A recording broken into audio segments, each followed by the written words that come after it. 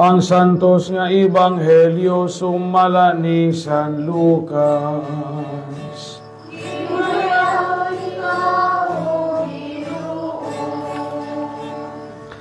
Wala madugay nangandam si Maria og midali pag-adto sa kabungturan ngadto sa kalungsod sa Judea. Miadto siya sa balay ni Zacarias ug nangumusta kang Isabel. Sa pagabati ni Isabel sa pangumusta ni Maria, milihok ang bata sulod sa iyang tiyan. Unya napuno sa Espiritu Santo si Isabel og misulti sa makusog. Bulahan ka sa tanang mga babae, bulahan ang bata nga imong ianak. Ngano kaha nga miduaw man kanako ang inahan sa kong Ginoo, kay pagkadungog ko gayod sa imong pangumusta, miulpot sa kalipay ang bata nga akong gisabak. Bulahan ka nga mituo nga matuman gayod ang mensahe sa Ginoo kanimo. Ang Ebanghelyo sa Ginoo.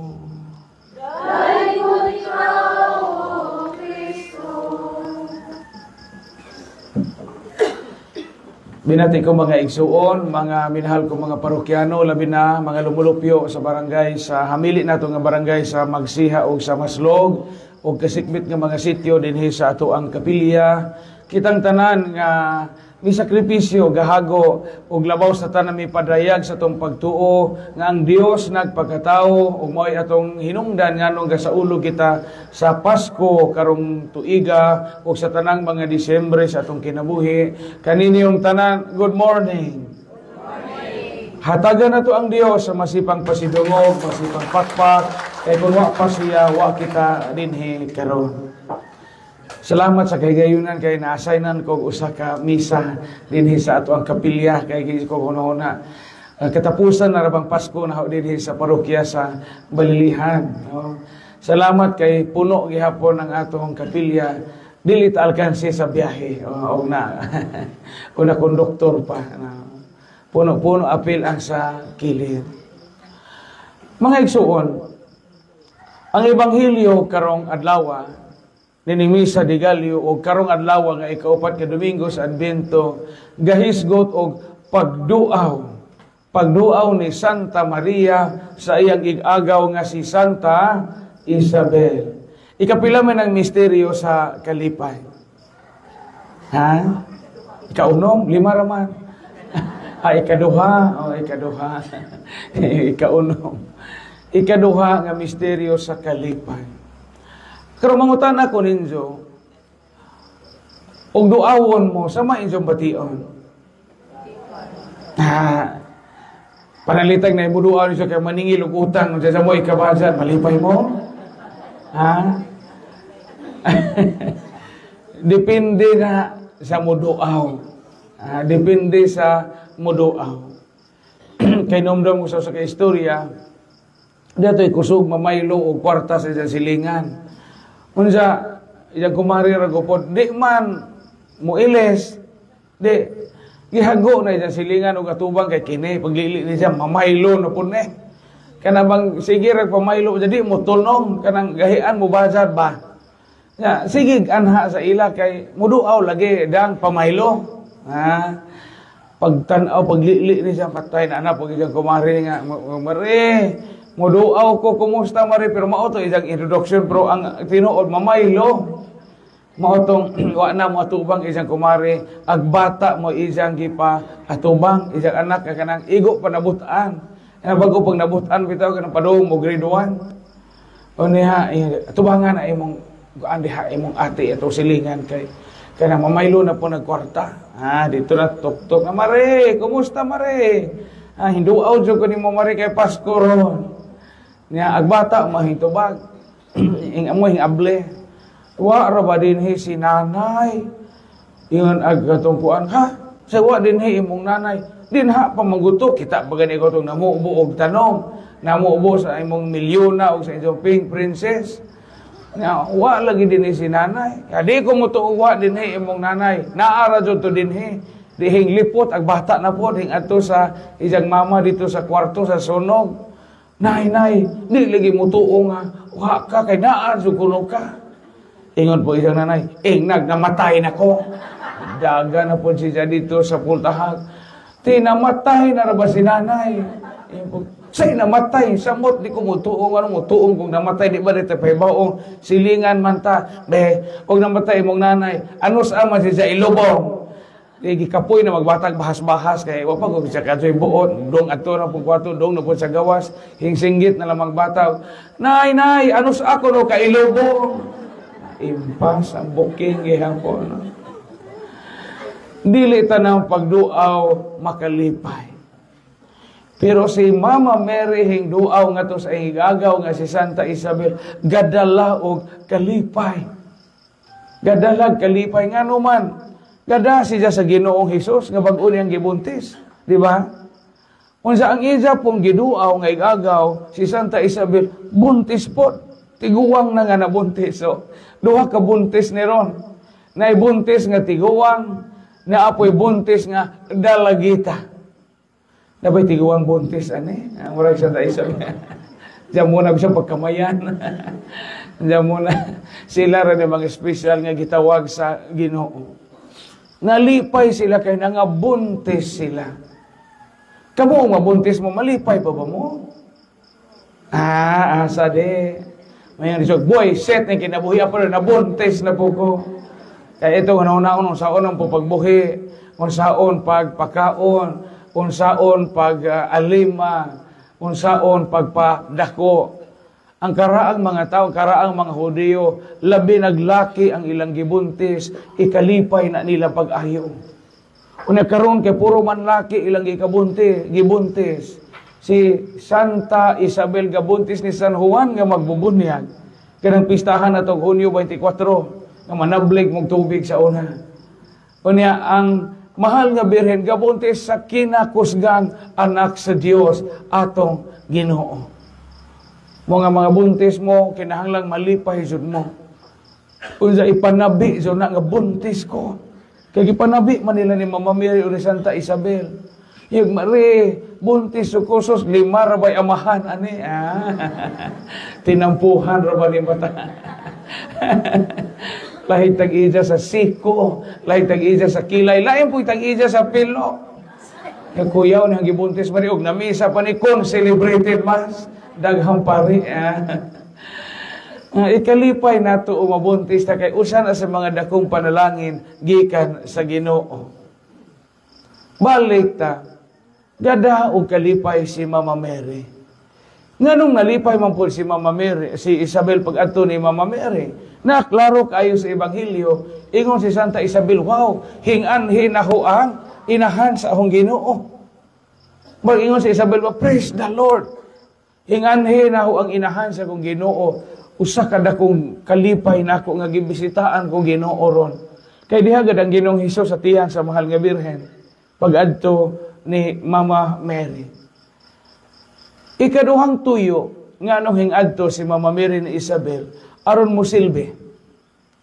Kaysa katapusang bahin sa Ebanghelyo ani di na nato mabasa karon. Ingon marito og may puyo si Maria sa balay ni Isabel sud sa 3 ka buwan ug unya may pauli sa ila. Natural og tiguwang magbuntis silbihonon. Tiguwang na gud na. Di ba og tiguwang kabuhion naman ta? Tiguwang na ta og tiguwang na ta utong daghan na ta mga ipangbati-bati sa lawas gabuntis pa jud. We cannot imagine sa mga anxiety ni Santa Isabel. Na tiguwang na ko talian ako. Hingsilbi si Mama Mary. O ang maong pagsilbi ni Mama Mary ngadto sa igagaw nga si Santa Isabel, nahimong kalipay ni Santa Isabel. Kita pud usahay ug muduaw ta, labi na kita mga anak, muduaw ganita sa atong ginikanan. Kita mo ay musilbi nila aron malipay ang atong mga ginikanan. Labi na itong mga tiguang na. Daghan mapugaron ang muduaw nga maumahinoy magpasilbi. O mga anak na mga arte na uban, iniguli sa ilang bay, ilang nanay mahinoy inog kausik og tubig nanay kay maligo ko. Ang tiguwang na ito, jukog na yung taon na ginahan, kaos og tubig, na dakmag na ito itong pangpang kay ipakaos og tubig. Kita mo imo kaos og tubig, karon magkasilbi ta sa itong ginikanan, kay tagsara ta tiguli. Ano mahitabo kay ang atong nanay ug tatay mo may nahimo na tong helper. Yung nay, ati manasan ang bata. Adyaw pasag din ang bata kay mulakaw sa ko. Sus nanay, tiguwang na intaon bungol pa jud nga di na kakita mao hinugat dujan atong bata unsa di na makita pag dujan hindi diretsog bata sa bongbong ag una pakog atong haligi kay di na makakita asa atong tumoy atong ilang bahay. Durong tabog-tabog nga gikusog man di na makakita tumoy na borot ag hubon sa bata kay mao may gihimong iyaya ag nanay. Imbis nga kitay mo silbi murag si Mama Mary, hingadto si Mama Mary kay mo'y mo serve. Kita may no gipa-serve sa ato nga mga anak or mga pagumangkon or mga apo. Bali. Si Mama Mary mo'y mama sa Ginoo, hing serve siya sa igagaw o gipakita ni Mama Mary ang iyang misyon. Wa si Mama Mary mag-inarte. O kita pagkatuloy itong, haya magmo. Trabaho ko, inahan ko sa Ginoo. Ha? But din si Mama Mary, hing serve. Hing silbi sa Birhen. O dihang dapitan na himong kalipay ang iyang pagduaw. Kainom-dum na pag-usaw sa kaistorya, dayo sa kalungsod nga bag-o pang gaabli o barbiruhan. Nga, ang mga tao na kuryoso kay bag-o pagong barbershop niya. Ang barbershop nga bag-o, electric na gigamit sa paggunting. Di na itong karang gunting nga ang luwa ra pag gamiton, inigbaid, bitaw para itong maguntingay sa una nga magbaid o gunting, laway rapot. Hukaw ra. Maupo ibaid ito ismiril itong luwa sa inigunting, ani manapot ng laway, ani ato ang buhok. Nga na mo itong mga manupihay sa amo. Nay, kailan po, ismiril ba nga, nay baira, no? Ano mo to sila kanang nay baid o gunting kuhaon tong murag ruska buhagon ja inigbutang na ja dito banggod tong gunting atong ismeril basta to ismeril kay murag pughak og itlog og manok. Dai barbiruhan nga bagong gi-open. Ang mga tawo ra kuyawa mga tuta kay electric na ning barbiruhan ning duaw sila sa barbershop ay lang tuyo nga mutanaw sila. Di magpagunting sila katong electric na. Di kuryente na nga gunting. Ang unang hingadto kay mag-uuma dahil sa ka magdadaro hingadto. Pag humaggunting, lipay kay mag-uuma kay unan siya pagkatilaw tong gunting nga di kuryente. Kuhag kwarta ang mag-uuma, gihatag sa barbero, ingon nagbarbero, di ko mudawat bra. Kay wa pa ka di ko kakaon. Ikaw kay gadaro gatanong aron ko makakaon. Way bayad basta ikaw magpatupi dinhi, magpa-out may ngana na sa una. Magpa-out no. Basta magpa-out ka dinhi, way bayad. Lipay kaayo ag kanang mag-uuma. Kay gilibre god. Pag kaugma ag mag-uuma gadag daghang utanon. Dai mais, dai kamuti, dai saging, usa ka sakong lagot mo. Gihatag sa barbero. Pasalamat ani nimo kay gilibre ko og tupi nimo gahapon. Sunod nga customer sa bag-ong barbershop, hingduaw na po dito ang mangingisda. Pag humagtupi sa barbero sa mangingisda, diyan mo po'y bayad. Kuyawan ni barberuha o di man hingwarta kay di mong pabayad. Pagkaugma, himbalik na pag mangingisda, gadagdag kong kinhason, gadagdag kong isda, gadag iho. Isang gihatag sa kadag ihong gihatag niya sa barbero perting lipaya atras ang barbero gidan-an kung ihong ganganga lipay ka ay so barbero way bayad ingon ang barbero way bayad brad basta mag-uuma ganig mangingisda way bayad magpatupi dinhi pag ikatulong adlaw ang kurap paruko hinganha si father pa niya hinganha kay magpaawot po pag humagtupi kuha siya pa depan niya o sensiyo, kaya ka mo sensiyo ni pare, kaya may sibot ninyo. Gaki, hakgong sa pare, daghang sensiyo. Ikan siguro ito nagkamisa ag pare o minatay. Kaya, di mo ni Brad, kaya aron makatabang ni sa imong barbershop, nanguros ag barbero, Ginoo ko, Father. Di siya ko magpabayad o pare. Wa gani ko magpabayad o mag-uma o mangingisda. Ikaw na bang pare? O mamatay ko, Father, ikaw ba sa'yo mo responso? Nang bunsagan ng apo, ikaw ba sa'yo mo bunsag kaslo ng anak, ikaw mo kasal, jamujo kay bayad, Father. Tiguor yung inang nagpare, siguro ka, Brad? Wa, lagi pare, way bayad, basta pare. Uli ang pare. Pagkaugma himbalik gihapon ag pare, pareha sa mag-uma og mananagat. Pagkaugma himbalik ag pare, gadag 50 kalaing pare. Na untas intawon ang barbero og panupi. 50 ka pare, ingon mag-barbero, way bayad basta pare. Kinsa kay malangit atong tulo ka matang nga hingduaw sa barberuhan. Di jo tanang muduaw ring makalipay. Di tanan no? Labi na natong mamistahing suki sa pista sa ato sa magdag 50 ka buo. Magapanghupaw ta, maghibos pa ta mo.